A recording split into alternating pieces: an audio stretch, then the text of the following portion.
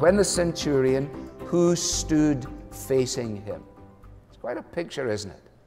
This man of capacity as a soldier, somebody for whom there would be a routine element to these events, somebody who was not a novice when it came to these things, has, as a result of his name appearing on the duty roster for the day, found himself in this most unusual of situations, standing for 3 hours in what we noted this morning was an unnatural darkness.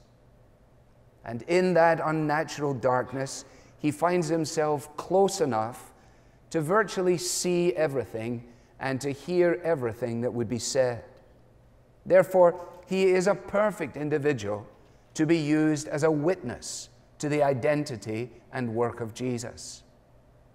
And he senses from Jesus, in both his manner of dying, in his bearing on the cross, he senses that this man is both innocent and this man is admirable.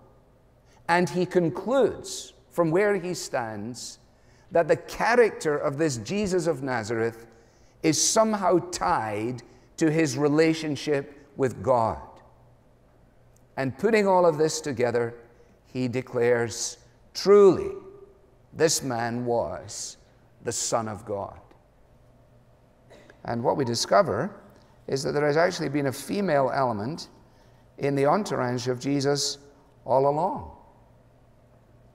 That there have been women who have played a very important role in what Jesus and the disciples have been doing. And you will notice that it was not tied to just 3 people, but there were also, verse 41 says, and there were also many other women who came up with him to Jerusalem. It is to these individuals who remain faithful to the last that the privilege of being the witnesses to the death and the burial and the resurrection of Jesus, it is to these women that the privilege is given. And that in itself is striking, because they were living in a society that gave no legal status to the testimony of women, so that a woman could not testify in a court of law.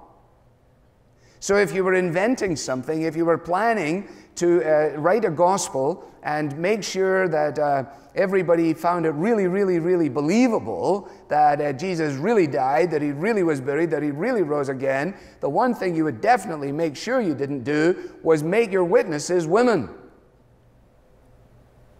which is exactly what God does.